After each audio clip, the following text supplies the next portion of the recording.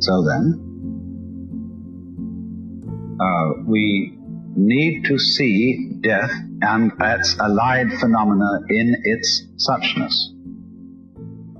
That is to say, well, it is just after a certain time, as the leaves in the fall disintegrate and fall off the tree, and we say, well, what a lovely autumn it was, this New England trees, very gorgeous season. So in the same way, human beings fall apart. And well, we say that's terrible. But supposing the unanimity of the social attitude was quite different, and there is no reason why it shouldn't be, and falling apart is considered quite the thing to do. After all, it helps to clean things up, it gets old stuff out of the way, and so we, us, I, can all go on. We renew, we come back.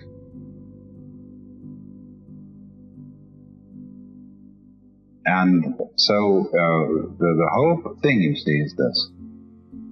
You can't suddenly switch from death as an awful horror to death as a great event. You have to go through a certain intermediate point where you have to see it just as that. This is very useful in getting yourself accustomed to all kinds of queer things. There was a woman who was a good friend of mine who moved into the country and found her house was full of black widow spiders. Well, she was horrified. But being very sensible, she bought a book about black widows, and she got a model, there's the things they sell in from biological firms, a dried black widow spider encased in a plastic cube. And she got a magnifying glass, and she studied this thing. And she learned everything about black widow spiders. Finally, she captured a live one and looked at it under a magnifying glass. And slowly, slowly, slowly, she appreciated the suchness of it. I mean, it's a thing that goes this way and that way, and it has things that go like this, and it bites, and it does this and that. And that's that. Well, having appreciated the suchness of it, she relieved herself of her fear. And then she learned after a while to respect them, then really to be on very good terms with them. She knew how to keep out of their way and what their habits were. Always when she picked up a shoe, shake the shoe, don't put your foot in without shaking the shoe first.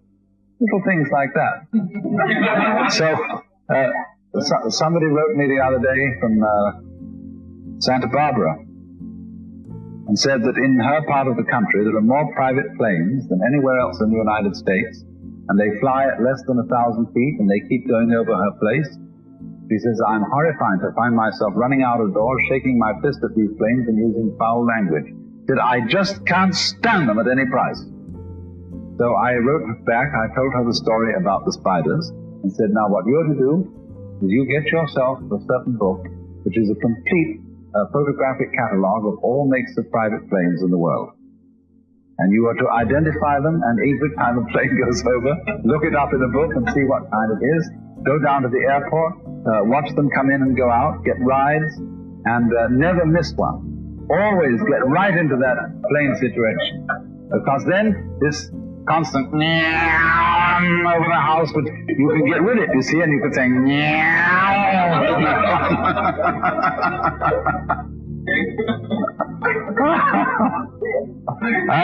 people hate drumming. Every time people start playing the conga drums, they call the police.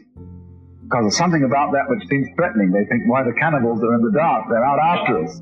And still you get with it yourself, you see, and you move with that, then however noisy it isn't a problem any longer. But you have to see the suchness of it first, that it is just doing this kind of a and that's that. That's what it is. And it isn't a threat, nor is it, for that matter, a promise.